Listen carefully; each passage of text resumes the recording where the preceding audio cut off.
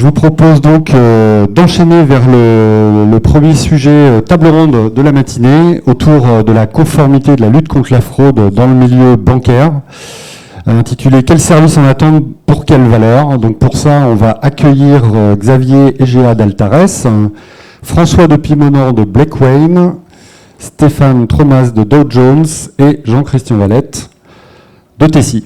Messieurs, on s'installe.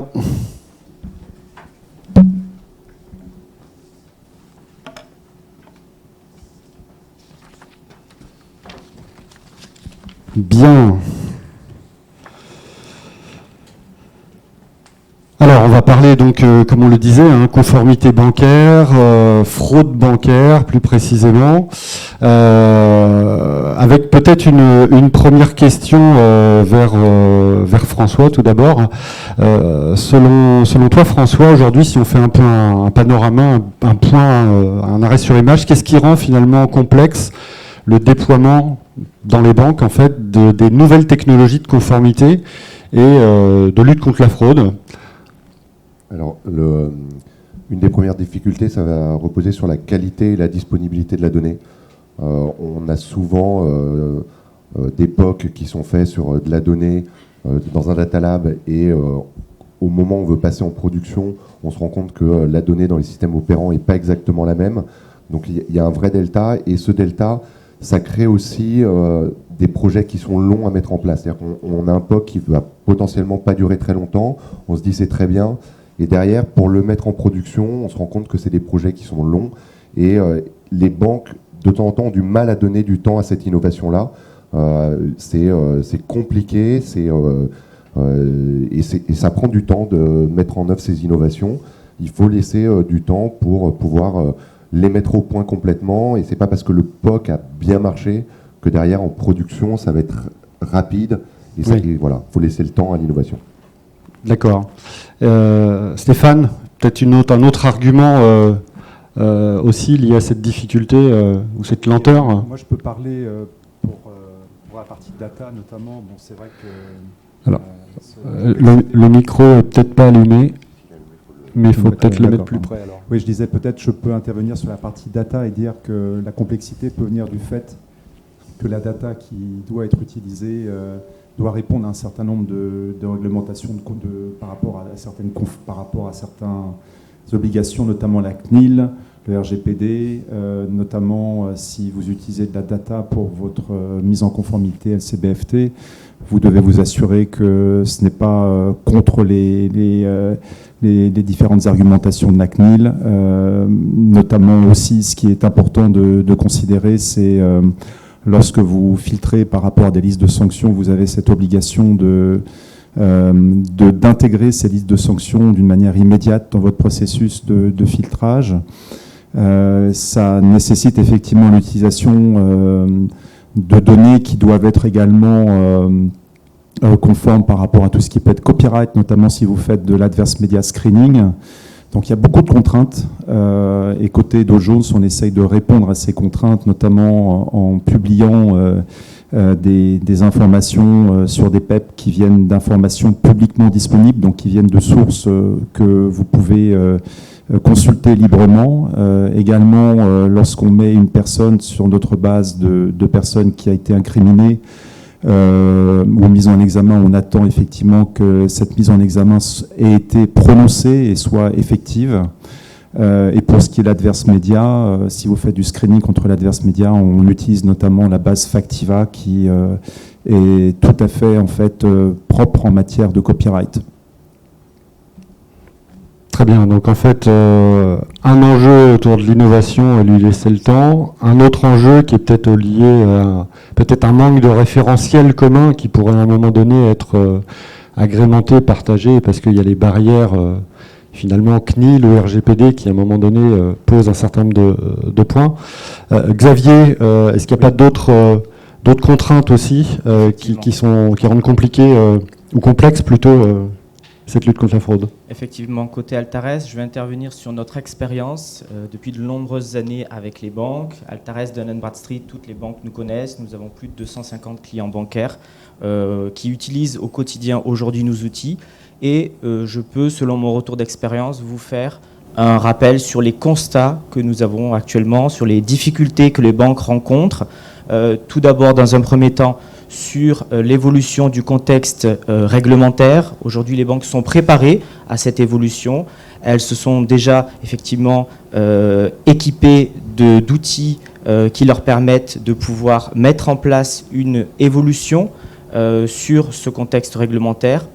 Un exemple, la directive SFDR, la Loan Organization ou bien la finance durable.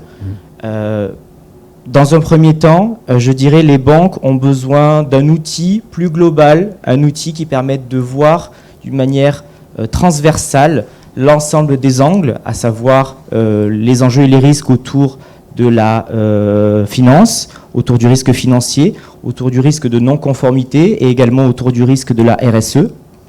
Pour cela, effectivement, les banques ont besoin de data. Aujourd'hui, elles sont submergées de data. Une tonne de documents sont collectés chaque jour. Et effectivement, c'est un enjeu assez lourd en termes de gestion, en termes de process et effectivement en termes d'efficience. Et effectivement, c'est un des points de douleur, effectivement, cette masse d'informations à collecter et cette nécessité d'avoir une information toujours de qualité. Qu'est-ce qu'une information de qualité? C'est une information qui est pertinente, qui est exhaustive, qui est comparable, qui est compréhensible rapidement par l'ensemble de nos clients. Et pour pouvoir finir et en terminer effectivement avec les enjeux, nous avons constaté des organisations silotées, même parfois au sein même d'un même groupe bancaire, peu de communication, des collègues de pièces officielles par exemple qui ne transitent pas, et c'est bien dommage puisqu'effectivement on perd en efficience et en efficacité, d'où un besoin, je pense, de transcender les pratiques, de sortir des anciens processus, de pouvoir impulser un nouveau process plus opérationnel, plus efficace, et cela passe bien entendu par la conduite du changement et la formation des équipes. Stéphane, est-ce qu'il n'y a pas aussi un problème, ou plutôt un enjeu, on va dire, lié au fait que peut-être la conformité aujourd'hui est plutôt vécue comme un centre de coût, entre guillemets, en interne, plutôt qu'effectivement un véritable axe de ROI, ou en tout cas de valeur, étant donné que c'est quelque chose qui est quand même subi finalement, et du coup dans la logique d'investissement, de priorisation, ou de façon de gérer ces évolutions, du coup est-ce que c'est pas aussi finalement un frein ou un enjeu difficile à vendre en interne pour évoluer? Oui, tout à fait. La conformité, en tout cas par rapport aux différents clients que j'ai l'occasion de rencontrer, voire différents prospects qui ne sont pas encore équipés, pour eux, c'est dans la plupart des cas un centre de coût. Il faut s'y atteler. C'est effectivement, je dirais, un problème pour un très grand nombre d'organisations d'être en conformité et surtout de mettre les moyens financiers et humains pour avoir les bons process, les bons outils pour ne pas que ça soit chronophage. Donc c'est vrai que le gros problème, effectivement, c'est que la conformité est perçue comme un centre de coût et non pas comme un centre de profit. Pourtant, on le sait, il est absolument nécessaire de se mettre en conformité très simplement pour échapper aux sanctions pénales et pécuniaires et puis surtout faire en sorte que l'image de l'entreprise qu'on représente ne soit pas entachée.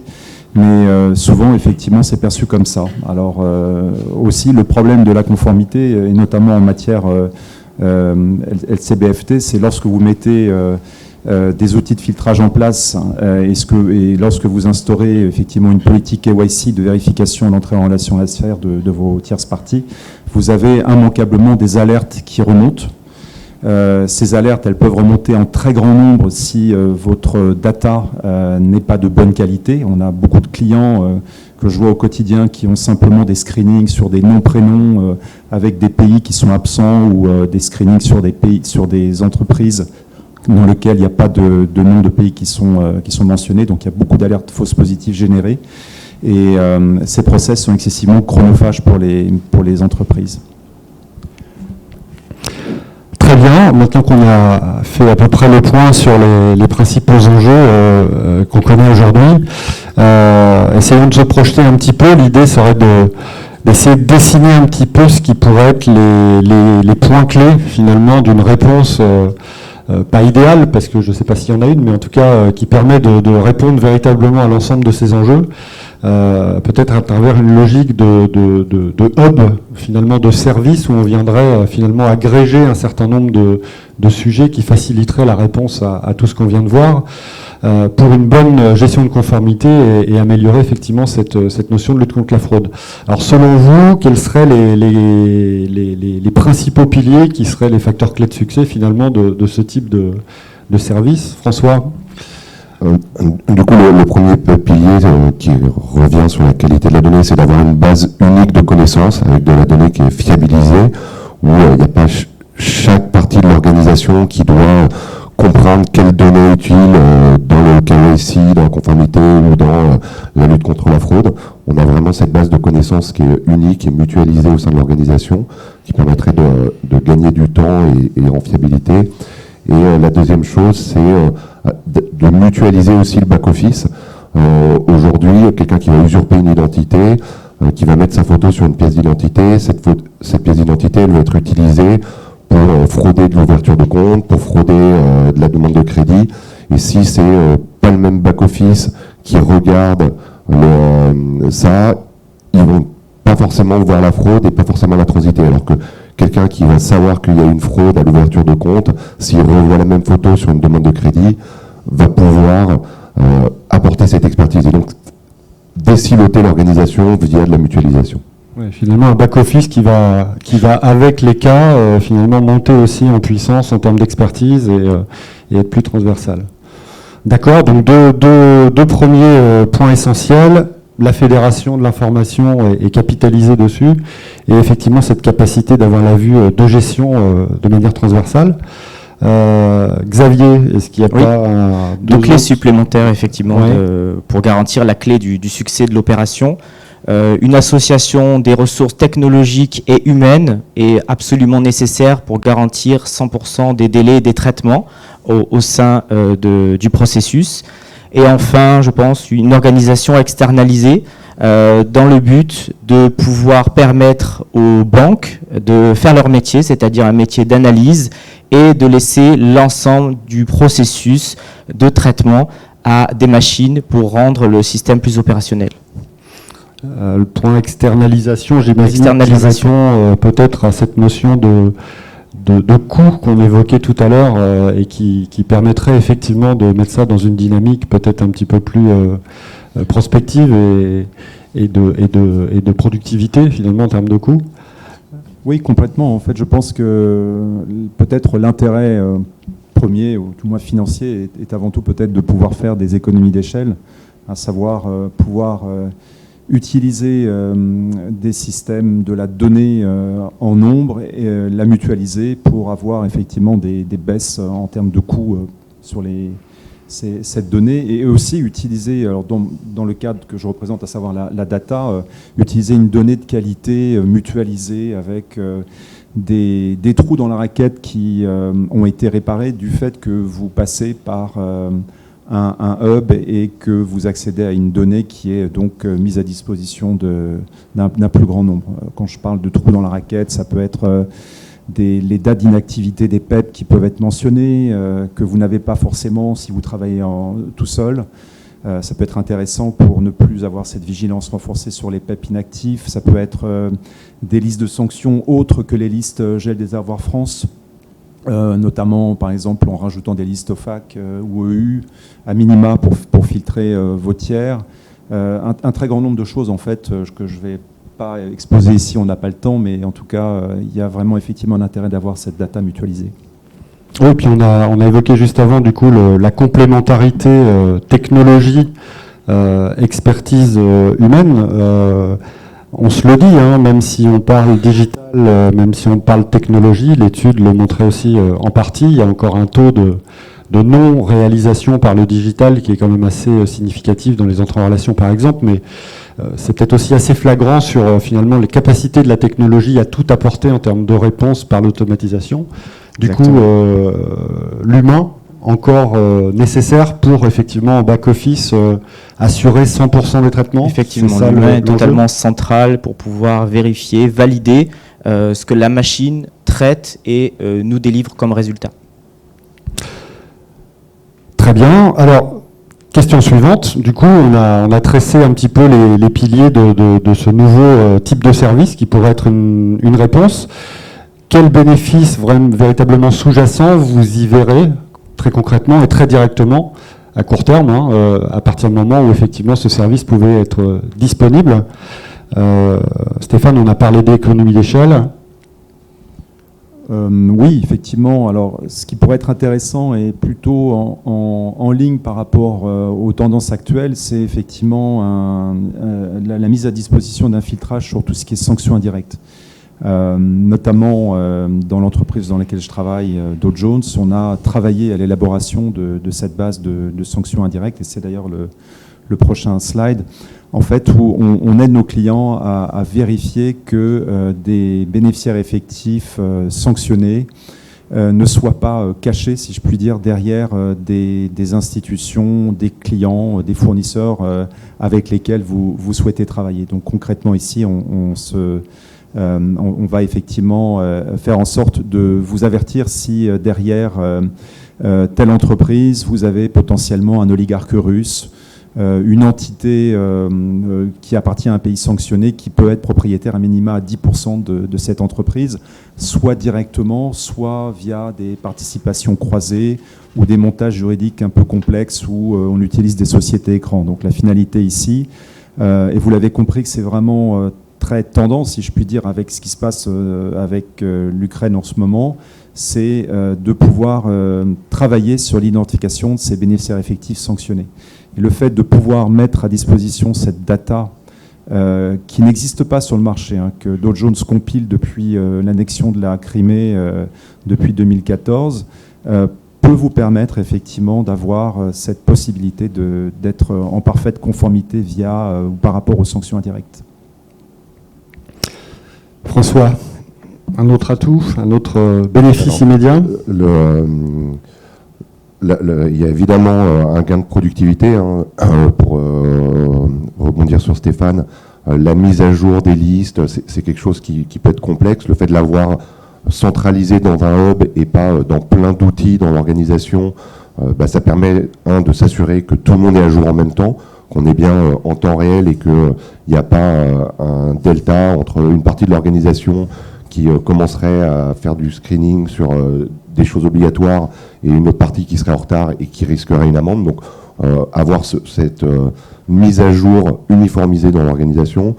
Le deuxième point, c'est évidemment une meilleure performance dans la lutte contre la fraude ou dans la conformité. Je prends un exemple tout bête. Si vous repérez dans une partie de l'organisation des entreprises avec des sirènes qui sont utilisées pour frauder des consommateurs sur de la formation, qui vont prendre notre argent à chacun d'entre nous, et vous allez avoir des obligations de déclaration TRACFIN parce que c'est du blanchiment d'argent derrière. Ces mêmes entreprises, elles vont être utilisées aussi pour aller demander des flottes de véhicules pour des commerciaux qui n'existent pas, et donc frauder du crédit. Le fait de mutualiser cette connaissance, nous, on a vu que ça nous permettait de gagner 10% dans notre taux d'interception de la fraude, et donc vraiment des gains en termes d'efficacité et de performance. Xavier, un autre atout? Effectivement, en termes d'uniformisation et de normalisation, la très grande hétérogénéité des données, la très grande variété des données nécessite un traitement automatisé, efficace et rapide. C'est le métier, c'est le cœur de métier d'Altares qui se base sur le Duns Number. Le Duns Number, c'est notre clé chez Altares, notre moteur qui va permettre d'enrichir tous les référentiels, toutes les directions métiers auprès d'une organisation avec des informations très qualifiées.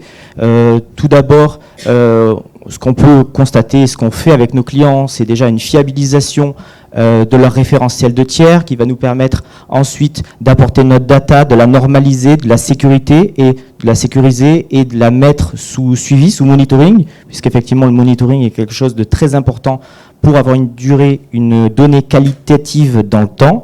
Cela va nous permettre d'enrichir les référentiels KYC, les référentiels KYS, de pouvoir apporter de l'information et de pouvoir gérer la supply chain et de pouvoir enrichir notre référentiel en données attendues par le marché, attendues par la législation, à savoir les données ESG. Nouveau sujet, effectivement, actualité, oui. Effectivement, les banques sont déjà sur le pont concernant ces données, avec les différentes législations qui sont déjà en cours, qui sont déjà en vigueur. Cependant, maintenant, elles vont devoir justifier de tout un tas de documents, documents officiels, documents réglementaires, déclarations. Ça peut être des certifications ISO qu'on peut récupérer via l'AFNOR officielle, ou même par exemple des documents labels, des chartes de éthique, chartes d'achat responsable. La donnée ESG est vraiment, je pense, le déclencheur qui va impulser un nouveau changement et qui va nécessiter une plus grande prise en charge de l'information, de l'automatisation de l'information, du fait de sa très grande hétérogénéité. Très bien. Merci donc pour ce petit point sur les atouts et finalement les points essentiels d'un nouveau axe de service au service des banques. Alors, Jean-Christian, on va essayer de rendre ça très concret, parce que l'idée, c'est en venant voir Tessie et en continuant à essayer de vous accompagner dans ce domaine, c'est d'essayer justement d'agréger l'ensemble de ces services et surtout d'amener l'expertise et la compétence là où vous en avez besoin. Et c'est dans cette réflexion finalement que Tessie a réfléchi à une approche de hub de conformité et de lutte contre la fraude. Comment finalement et en quoi il peut permettre de véritablement répondre à ces enjeux, tels qu'on vient de le voir. Oui, tout à fait. En fait, on vient d'entendre des interventions très intéressantes qui montrent que le besoin de mutualisation, il est généralisé. D'abord, pour mutualiser les bases de connaissances, des bases de connaissances à jour, fiabilisées. Aussi, tout ça grâce à des technologies. On parle que de technologies ici, des technologies interconnectées. Et puis, on a aussi parlé des hommes, des humains, qui viennent compléter ou traiter les alertes générées par ces technos. Et après, quand on parle de mutualiser tout ça, on peut l'entendre dans la banque ou dans les filiales d'une banque, ou même entre des BU d'une même filiale d'une même banque. On peut aussi entendre entre toutes les banques du même secteur. Ça, c'est le premier point. Et on sait tous que c'est compliqué, parce que les entreprises sont silotées, parce qu'il y a une réglementation, parce que les DPO, parce que les organisations internes d'une banque à l'autre vont être plus ou moins sensibles ou frileuses vis-à-vis de je prends le risque de se transmettre des informations, partager des informations. Donc ça c'est le côté interne aux banques, mutualiser, s'organiser. Et puis, il y a le côté externe. On peut aussi mutualiser en regardant à l'extérieur. Et donc c'est là que Tessie intervient. Et donc c'est ce qu'on a voulu vous apporter en mutualisant tout ce qu'on peut mutualiser via une plateforme, un hub de conformité et de lutte contre la fraude bancaire. Et donc, qu'est-ce qu'on retrouve très schématiquement, je les détaillerai rapidement après, mais 3 piliers dans ce hub de conformité et fraude bancaire, by Tessie, comme on dit. C'est une offre one-stop shopping. Donc, le banquier, vous adressez à une personne chez Tessie qui va piloter l'ensemble de ces 3 piliers. Le premier, c'est du conseil. Une mission conseil que je vais détailler rapidement, qui vous permettra d'y voir clair sur votre état des lieux et ce qu'on vous recommande de faire, mais on ira même un petit peu plus loin. Ensuite, ce sont les technologies. J'ai mis un S à technologie parce qu'on a bien ici un panel d'exemples très intéressants et à forte valeur ajoutée de technologies qu'on a branchées et on va continuer à brancher, à enrichir cette plateforme pour vous permettre d'aller mutualiser toute cette donnée et cette génération d'alertes. Et puis ces alertes, comme je le disais, il faut les traiter. Et donc Tessie a l'expertise humaine depuis plus de 50 ans, des milliers de personnes en France et à l'étranger pour traiter des dossiers, traiter des alertes, mais aussi traiter des clients. On passe du back-office, on est passé déjà depuis plusieurs années des traitements de back-office pur à des traitements de relations clients où on va appeler, et dans la LCBFT, dans le KYC aussi, et dans la lutte contre la fraude bancaire, eh bien, de plus en plus, on est en contact au client et on sait lui parler, on sait lui écrire en multicanal. Si on va un petit peu plus précisément dans les composantes de cette plateforme, de ce hub qu'on a construit, en fait, on a enrichi et étendu notre offre qu'on connaît depuis longtemps, mais on l'a vraiment, on va dire, très enrichi. Donc c'est une gestion à 360 degrés des besoins de conformité et de lutte contre la fraude. Alors il y a un pavé conformité, il y a un pavé fraude. Dans le pavé conformité, vous avez évidemment le KYC et le LCBFT, au sens identitaire, entre guillemets, c'est-à-dire ce ne sont pas les transactions financières, je fais de l'onboarding, je fais de l'EER, je vais capter mon client, je vais l'étudier. Donc je ne vais pas tous les détailler là précisément, mais il y a évidemment l'onboarding en personne physique, en personne morale. On collecte les infos, on les contrôle, on analyse la cohérence, et ça c'est clé. La cohérence des dossiers, parce que c'est bien de vérifier un document, mais si ce n'est pas cohérent avec une information d'un autre document, voire des choses un peu plus farfelues, il faut que les hommes, là ce sont les hommes, parce que la techno aujourd'hui ne pourra pas tout faire, ce sont les hommes qui peuvent se poser la bonne question, est-ce que l'âge de ce client est compatible avec cet achat, ce crédit qu'il est en train de faire, par exemple. Les bénéficiaires effectifs, les listes de sanctions, les PPE, adverse médias et consorts. Et évidemment, il faut traiter ces alertes. Donc là, on n'est plus sur la techno qui va générer ces alertes, on est sur les hommes qui vont les traiter. Et on va jusqu'à la déclaration de soupçon, dans la limite de la réglementation, parce que vous savez que la réglementation encadre ce qu'on peut externaliser à quelqu'un comme Tessie, mais en tout cas, on va jusqu'à la préparation des déclarations de soupçon. En ongoing, on va surveiller, on va avoir tous les outils qui vont nous alerter sur des changements de KYC, de nos clients, de vos clients, personnes morales ou personnes physiques, et on va mettre à jour les dossiers. En transaction monitoring, c'est-à-dire donc là, l'analyse des transactions financières, il y aura toute la composante LCBFT qu'on vient de dire, mais cette fois sur les transactions, les vérifications des origines, des montants, des fréquences, des liens, des cohérences, etc., de la transaction elle-même. On va solliciter les clients, donc là c'est ce que je disais tout à l'heure sur la relation client, on est capable d'appeler le client et lui dire attention, cette transaction elle est bizarre. Gestion des faux positifs, là c'est clé. Le but du jeu c'est d'en avoir le moins possible et puis on ne peut pas ne pas en avoir, donc il faut les traiter de la façon la plus intelligente possible. ESG, qu'on a rajouté, c'est une brique importante qu'on a rajoutée grâce à Altares. C'est quelque chose, c'est une composante qui est de plus en plus importante dans vos organisations, qui se réglemente aussi. Donc c'est le sens de l'histoire et donc le scoring ESG d'Altares, on l'implémente dans notre plateforme, ce qui vous donnera la possibilité d'implémenter dans vos propres systèmes la donnée ESG. On passe du côté fraude au paiement. Alors, utilisation frauduleuse de la carte bancaire, surveillance de RIB. Alors, on en parlait au café, surveillance des RIB, oui, à condition que SEPAMail, enfin que la banque du client soit dans SEPAMail. On parlait d'une fraude où, comme par hasard, toutes les fraudes qui arrivent en ce moment viennent d'une banque qui n'est pas dans SEPAMail. Voilà, donc là aussi, la techno ne peut pas tout faire. Voyez, donc là aussi, il faut que des hommes qui puissent alerter en disant « je complète ce que me dit la techno ». Et puis, fraude au chèque, alors là, c'est historique chez Tessie, depuis 50 ans, on sait faire. Et les autres fraudes, fraude au crédit, Blackwen, donc avec de l'IA qui va aller générer des alertes sur des potentielles fraudes, usurpation d'identité, bien évidemment, alerte limite de dépenses, etc., etc., connexion en ubiquité, on va jusqu'à la connexion en ubiquité, c'est-à-dire aller voir si le client, il est en Turquie, mais il a un paiement qui se passe en France. Enfin, qu'est-ce qui se passe? Donc, il y a des alertes qui sont générées. Donc ça, c'est fait avec les technos, c'est fait avec les hommes, comme je le disais. Si je rentre un tout petit peu dans le détail de la première brique, le premier pilier qui était le conseil. Donc, on a monté une offre conseil qu'on appelle Flash. Flash parce que c'est quelques semaines. On ne va pas vous embêter, vos équipes pendant des mois. On arrive, donc sur la gauche, c'est de l'audit à la mise en œuvre opérationnelle. Évidemment, donc on sait faire, on a une filiale, de conseil chez Tessie. Donc comprendre l'existant, cartographier, benchmarker, identifier les étapes, co-créer les processus, proposer les outils, formaliser le dossier de décision. Je veux dire, c'est du classique.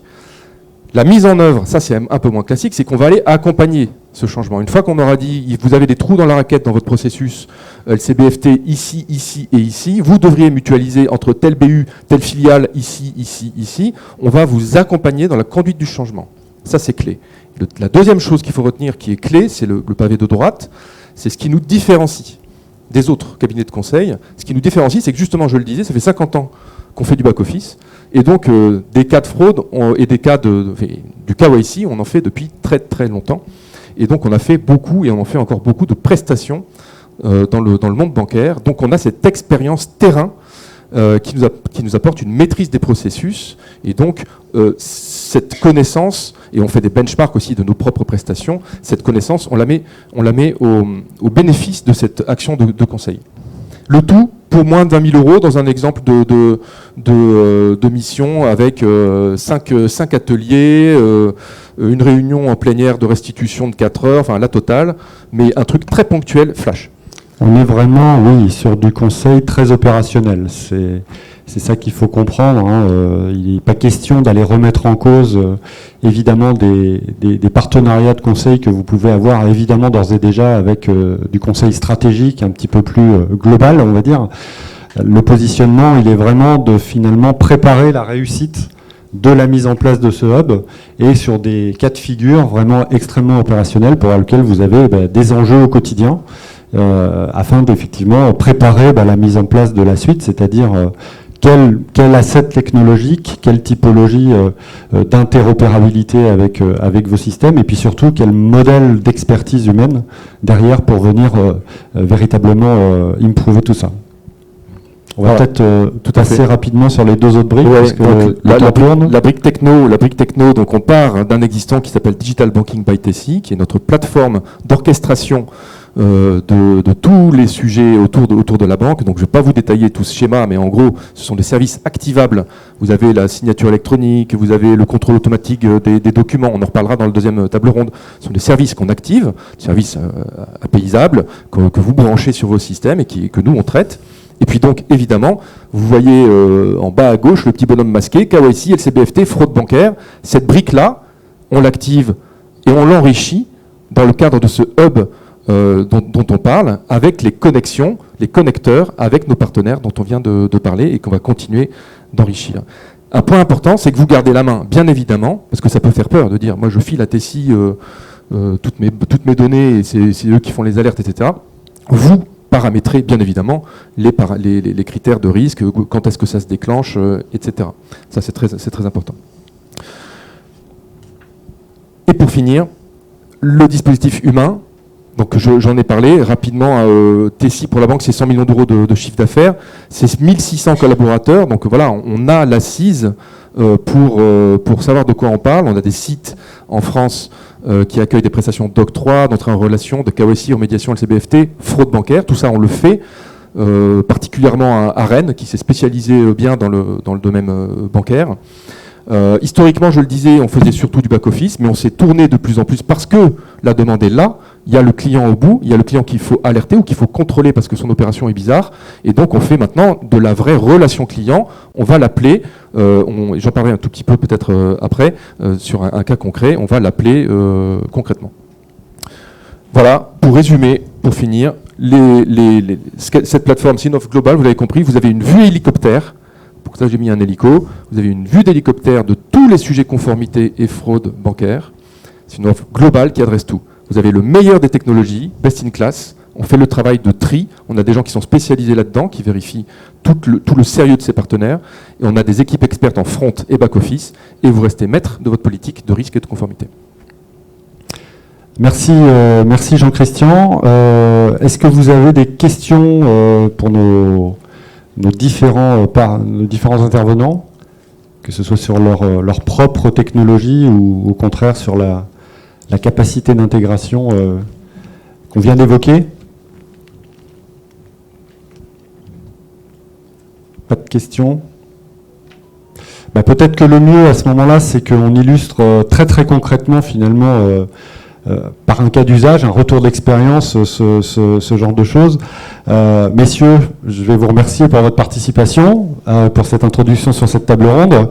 Et ce que l'on va faire, c'est que l'on va accueillir Bénédicte Aparici de Boursorama, ainsi que François Quay de Tessie. Merci, on peut peut-être applaudir quand même. Voilà, donc je vais leur laisser la main pour effectivement revenir sur comment Boursorama effectivement et Tessie, bonjour, ont opéré justement sur l'externalisation deux sujets autour de la conformité et de la lutte contre la fraude. Merci Eric, bonjour à tous. Effectivement, on va illustrer un petit peu ce qu'on s'est dit là avec un cas concret, un retour d'expérience. Donc on parlait d'associations, de technologies et puis d'hommes. Donc Tessie accompagne Boursorama depuis un certain nombre d'années sur un processus métier, notamment l'entrée en relation. Et puis aussi sur des événements exceptionnels, des perturbations, des changements qui font qu'on peut monter des dispositifs pour accompagner un client. Voilà, donc là on va faire un retour d'expérience sur un événement qui s'est passé l'année dernière avec la fermeture d'ING particulièrement. Bonjour Bénédicte. Bonjour à tous. Est-ce que vous pouvez, je vais vous laisser peut-être vous présenter puis nous parler un petit peu de Boursorama. Tout à fait. Donc moi je suis Bénédicte à Paris-Ici, je suis directrice banque au quotidien à Boursorama. Ça regroupe trois grands services, donc tout ce qui est moyens de paiement, tout ce qui est également la lutte antifraude dont on parlait tout à l'heure, la sécurité financière niveau 1, c'est donc la lutte contre le blanchiment et le terrorisme, et contre le blanchiment et le financement du terrorisme, et puis après toute la partie entrée en relation, donc KYC, ouverture de compte. Je pense que c'est surtout là-dessus qu'on va... Tout à fait, merci Bénédicte. Donc je pense que le point de départ... Présente un petit peu Boursorama, oui, voilà. Je pense que aujourd'hui tout le monde connaît Boursorama. Ça fait à peu près 25 ans qu'existe Boursorama, donc au départ en tant que courtier en ligne jusqu'en 2006, et en 2006 après le rachat de CaixaBank, une banque on va dire à part entière, une banque en ligne à 100% aujourd'hui bien sûr, et là on va arriver de façon très imminente à 5 millions de clients, donc ça commence à quand même à devenir une banque conséquente. Très bien. Est-ce que vous pouvez nous en dire plus sur votre parcours d'entrée en relation actuel, nous expliquer un petit peu comment vous l'avez conçu? Oui. Donc en fait, parcours en relation, nous, il est complètement dématérialisé depuis plusieurs années en fait. Et donc aujourd'hui, on a deux parcours d'entrée en relation. On a le parcours, on va dire historique, mais qui est déjà qu'on appelle full online, 100% dématérialisé, c'est-à-dire que ce sont les clients, les prospects qui uploadent leurs documents. Enfin, tout est fait sur le site internet. Et depuis quelques temps, nous avons un parcours qu'on appelle le parcours flash, où là, l'objectif, c'est que l'ouverture du compte se fasse en quasi temps réel, puisqu'en moyenne, le compte s'ouvre en une dizaine de minutes. Et là, ce parcours-là, il fait appel aussi à la biométrie, ce qui permet d'éviter, par exemple, des usurpations d'identité, des choses comme ça. Donc c'est le parcours aujourd'hui qu'on met en avant aussi. Il faut avoir une application, mais c'est le parcours qu'on met en avant au niveau de nos prospects. Très bien. Merci Bénédicte. Et puis du coup l'année dernière vous avez vécu un événement particulier, on va dire exceptionnel, puisque du coup vous avez repris une partie des flux d'ING. Est-ce que vous pouvez nous en dire plus sur cette opération et principalement sur cette phase de migration des comptes? Complètement. Alors par rapport à ING, c'était pas un rachat du portefeuille d'ING, c'était pas un transfert de clientèle, c'était ce qu'on a appelé un referral, c'est-à-dire qu'on a incité très fortement les clients ING à rejoindre Boursorama. Et donc pour qu'ils soient incités et qu'ils viennent chez nous, il y avait deux leviers en fait. Il y avait le premier qui était une offre commerciale avec des primes s'ils venaient chez nous. Et puis il y avait aussi l'objectif d'avoir un parcours d'entrée en relation très fluide, pour qu'il n'y ait pas de déperdition de clients en chemin. Donc, je détaille un petit peu comment ça s'est passé au niveau du... Oui, voilà, de manière opérationnelle, qu'est-ce qu'il a fallu mettre en place concrètement pour pouvoir réaliser cette migration? Vous me parliez de KYC Lite la dernière fois. Oui, complètement. Donc, c'était des clients qui étaient déjà entrés en relation avec ING. Donc, malgré tout, on devait nous s'assurer que derrière, c'était quand même un client, on devait faire quand même toutes les diligences. Donc on a mis en place un parcours assez plus light que ce qu'on fait pour nos prospects habituels. Donc les clients ING ont reçu un mail les incitant donc à venir chez nous. Ça a été fait en plusieurs vagues pour pas que tout le monde se retrouve au même moment. Et donc ils cliquaient sur un lien, ils arrivaient sur un parcours d'entrée en relation assez léger où ils devaient uploader leurs pièces d'identité. Ils devaient remplir... il y avait une partie des informations qui étaient déjà plus ou moins récupérées via ING. Et ensuite, ça devait être traité. L'objectif aussi, c'était que ce soit traité très vite. Donc, quasiment en quasi temps réel, on va dire aussi, pour que justement l'expérience client soit la meilleure possible. Tout à fait. Puis sans dévoiler trop de secrets, est-ce que vous pouvez communiquer sur le volume à peu près de clients qui ont été repris? Alors, au départ, donc ING, au départ, il tablait sur 1 million de clients. Bon, en fait, quand regardez, les vrais clients, c'était quand même leur cœur de cible, c'était le livret orange à l'époque quand les taux étaient très élevés. Donc c'est aussi pour ça que je pense que leur modèle n'a pas forcément très bien marché à posteriori. Peut-être qu'aujourd'hui il marcherait mieux, mais là c'est fini. Donc notre objectif c'était de récupérer donc une partie de cette clientèle. Et alors sachant qu'il y avait une partie de clients aussi qui était multibancarisée, Boursorama aussi. Hein. Et on va dire en gros on a récupéré à peu près entre 300 et 350 000 clients ING. Merci Bénédicte. Et du coup, comment Tessie a pu vous aider pour réaliser cette opération ? Donc Tessie, avec qui on travaille depuis quand même plusieurs années sur le parcours 100% automatisé, nous avons fait appel à eux pour justement permettre d'avoir l'expérience client chez nous la meilleure possible, en leur demandant de mettre en place des équipes qui pourraient traiter justement ces entrées en relation en quasi temps réel. On leur avait demandé de traiter en moins de 5 minutes, c'est-à-dire à partir du moment où le client ING cliquait sur le parcours d'entrée en relation, uploadait sa CB, tout ça, sa carte, son carte d'identité, de pouvoir traiter le plus vite possible. Donc une fois qu'il avait validé son ouverture de compte, Tessie intervenait et devait traiter, en tout cas vérifier le dossier en moins de 5 minutes. Donc pour ça, on leur a demandé de mettre en place donc, un traitement en 7 jours sur 7, parce que ce n'était pas le cas pour nos clients. Nous, on faisait du 5 jours sur 7, du lundi au vendredi, avec des horaires un peu plus restreints. Et là, on a demandé de faire du 7 jours sur 7 et de traiter de 7h à minuit. Et donc, on s'est appuyé sur les 3 sites que nous avions déjà en France, plus un site à l'étranger, ce qui a permis de pouvoir traiter week-end, jours fériés, dimanche, et jusqu'à des horaires très étendus. Voilà, exactement. C'est vrai qu'on a l'habitude, côté Tessie, d'avoir des fortes exigences de nos clients en termes de délai de traitement. Et là, ce cas-là illustre bien notre capacité, notre robustesse pour accompagner un client. On parle de délai de moins de 5 minutes sur des volumes qui étaient assez conséquents, parce que sur un délai assez court, pour reprendre ce portefeuille-là. Voilà, donc 4 centres actifs, 3 en France, 1 en Bulgarie, du coup, on est resté dans l'Union européenne. Et avec effectivement cette amplitude horaire assez élargie, 7 jours sur 7. Et donc cette migration, en tout cas ce référol ING a duré de avril à septembre, donc par vague. Et c'est vrai que dès que le client ING recevait le mail, ça allait très vite, c'est-à-dire qu'on pouvait avoir une grosse vague qui arrivait tout de suite, donc avec des volumes quand même très conséquents. Et sur la période de avril à septembre, on peut considérer qu'en tout cas les délais ont été tenus en majeure partie. Hein. Et donc aujourd'hui, si on revient sur le parcours actuel, donc complètement automatisé, Tessie peut quand même intervenir à certaines étapes pour certaines populations de clients. Alors donc, parcours historique qui était déjà 100% automatisé. Aujourd'hui, le parcours flash qu'on pousse vraiment en avant, qui pour le coup, lui, fait appel à la biométrie, donc avec très peu d'intervention finalement humaine derrière. En revanche, nous avons encore une population de clients qui ne peuvent pas passer par la biométrie. On a quelques exemples. On a les mineurs aujourd'hui qui passent encore par le parcours historique, quelques non-résidents, et puis aussi la biométrie n'est pas obligatoire, donc des clients qui vont refuser la biométrie et passer par le parcours historique. Donc Tessie là, nous accompagne sur ce parcours-là. Et comme en fait le but aussi du nouveau parcours Flash, c'est de sécuriser au maximum l'entrée en relation, qu'on ait le moins de fraude possible dessus, et le point faible, on peut dire que c'est cet ancien parcours sur lequel Tessie intervient. Donc on a renforcé les contrôles en demandant des pièces complémentaires, en demandant à Tessie une vigilance accrue sur ce type de dossier. Merci Bénédicte. Et puis dernière question, pour revenir sur le sujet de la fraude.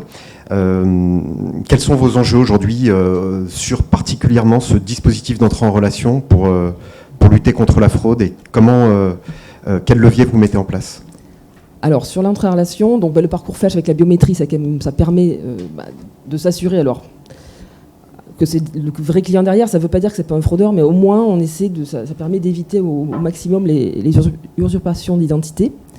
La fraude aujourd'hui, nous, elle s'oriente surtout au niveau dans la relation avec le client en fait.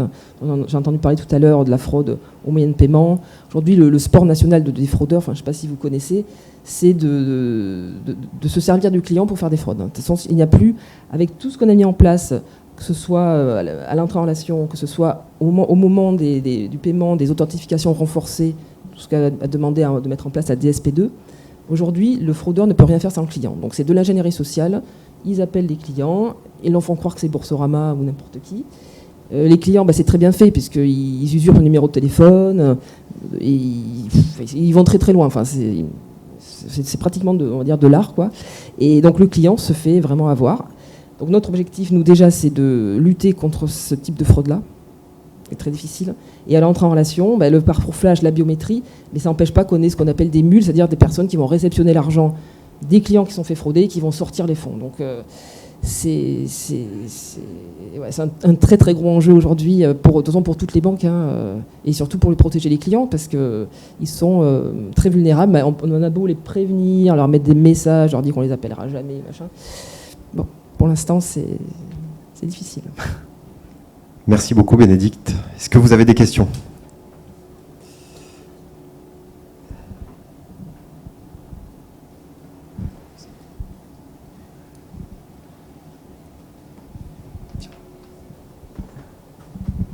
Pas de questions sur le cas de Boursorama ? Ah, quand même.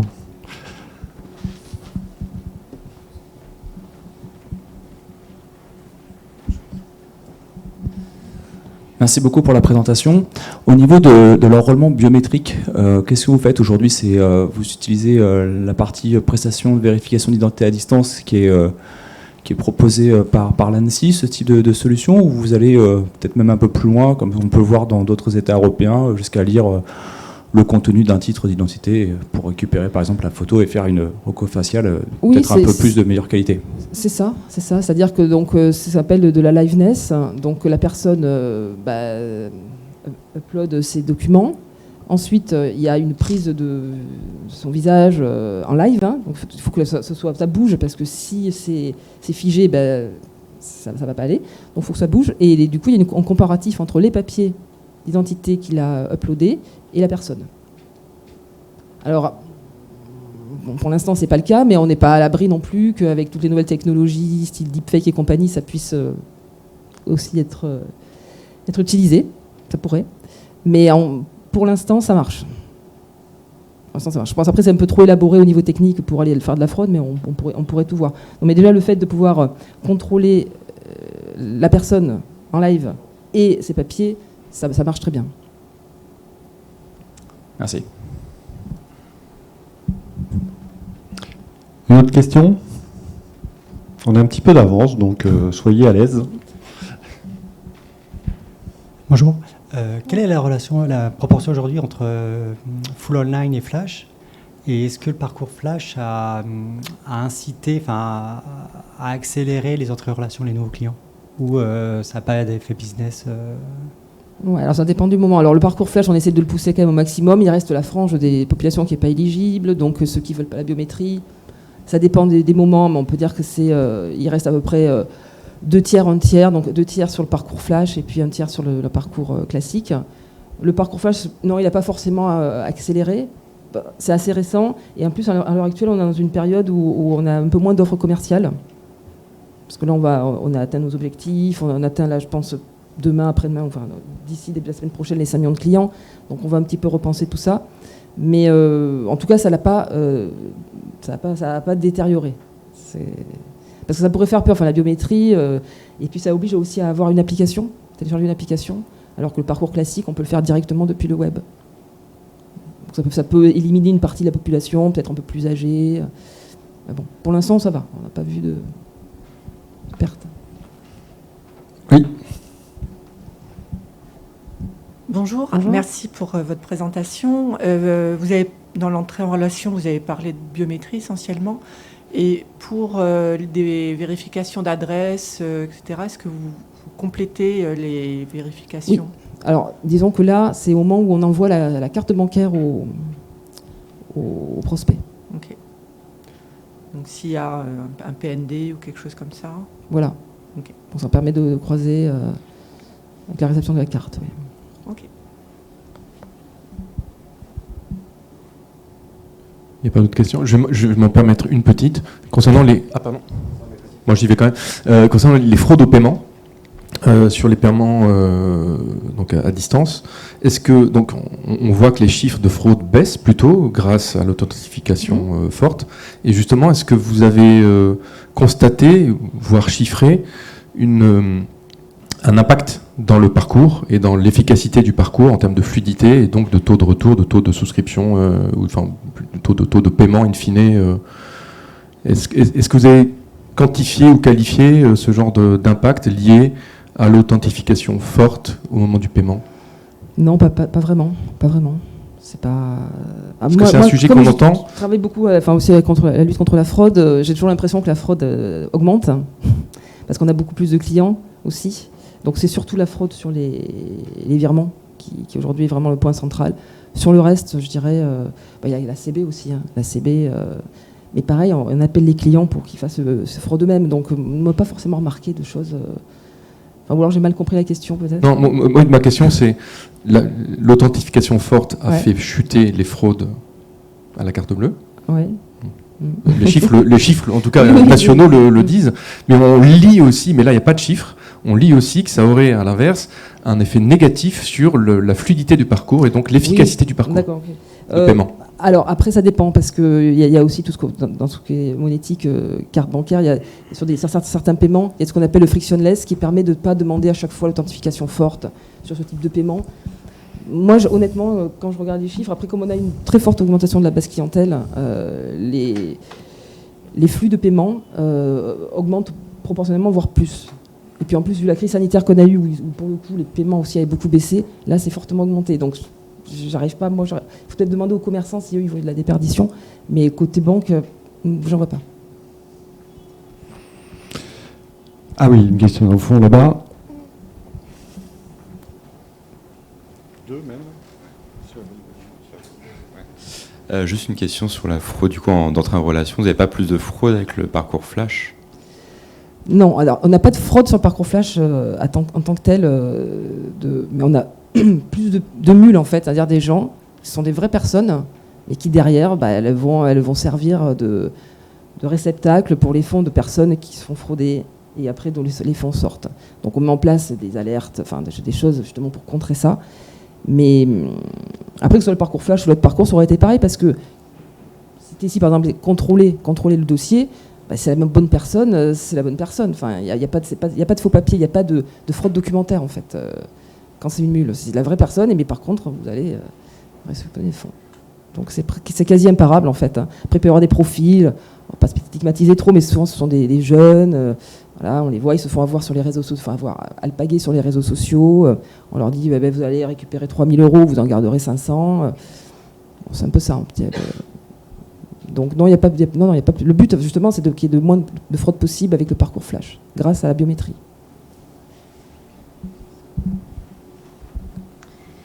Oui, vous nous avez expliqué comment vous faites la vérification d'identité, comment vous contrôlez l'adresse. Qu'est-ce que vous faites en matière de vérification de la relation d'affaires? On est dans une entrée en relation bancaire. Certains, la réglementation y invite d'ailleurs, vérifient la situation professionnelle, le type de revenu, voire la situation fiscale, non seulement dans une logique de prévention des risques, mais aussi dans une logique commerciale pour développer de nouveaux produits avec ce client. Ils inscrivent, c'est un questionnaire en ligne où ils inscrivent leur tranche de revenus, où ils travaillent, leur patrimoine et tout ça. Après, dans la relation d'affaires, tous les ans, il y a une mise à jour de leurs données. Après, ça reste déclaratif, bien sûr. Mais c'est comme ça, en tout cas, qu'on procède aujourd'hui pour à la fois au niveau conformité de l'entrée en relation, sécurisation de l'entrée en relation, et tout au long de la relation, pour qu'on soit toujours en connaissance de notre client le mieux possible, et puis lui proposer après, effectivement des offres. Puis après, on le voit aussi dans son comportement une fois qu'il a ouvert son compte. Combien il va amener de patrimoine, s'il ouvre une assurance vie, s'il ouvre des comptes titres. Après, on va le catégoriser aussi comme ça.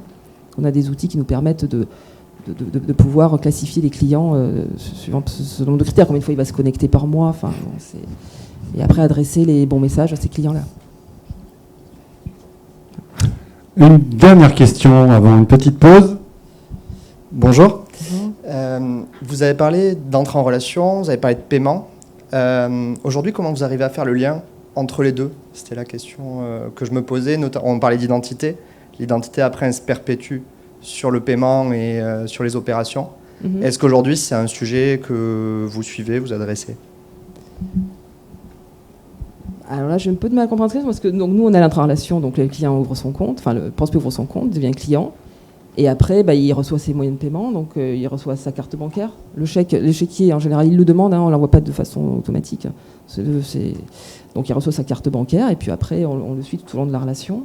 Mais je n'ai peut-être pas bien compris la question, en fait. C'est-à-dire, on va identifier, on va avoir un comportement qui va être identifié au départ de la relation. Ensuite, il va y avoir une opération de paiement. Ouais. Cette opération de paiement, est-ce qu'on va prendre en compte en fait les informations qu'on a eues sur l'entrée en relation et les suivre sur le paiement? Sur le paiement, donc là, on serait plutôt sur la sécurité financière, donc la lutte contre le blanchiment, financement du terrorisme, et la lutte antifraude aussi. C'est pas tant sur l'entrée en relation qu'on va se baser un petit peu, mais c'est aussi son comportement, sur des récurrences d'opérations, sur des opérations, je ne peux pas tout dévoiler, mais par rapport à son patrimoine, par rapport à ses revenus, par rapport à là où il a fait la transaction. Donc ça c'est quelque chose qu'on suit, mais a posteriori de l'entrée en relation. Et aussi, oui, après il y a des données qu'on a eues à l'entrée en relation, peut-être sonnage, plein de choses qui permettent de faire des alertes et après entre guillemets, de surveiller les flux financiers. Donc, on est tenu responsable de ces flux financiers pour lutter justement contre le blanchiment, financement du terrorisme dans la relation. Ouais. Merci beaucoup Bénédicte pour ce témoignage. On peut l'applaudir, je pense. Merci François. Je vous propose, il fait un peu chaud, qu'on prenne un petit rafraîchissement juste à côté. On a évoqué un certain nombre de sujets autour de la fraude à l'identité notamment, ou aux documents.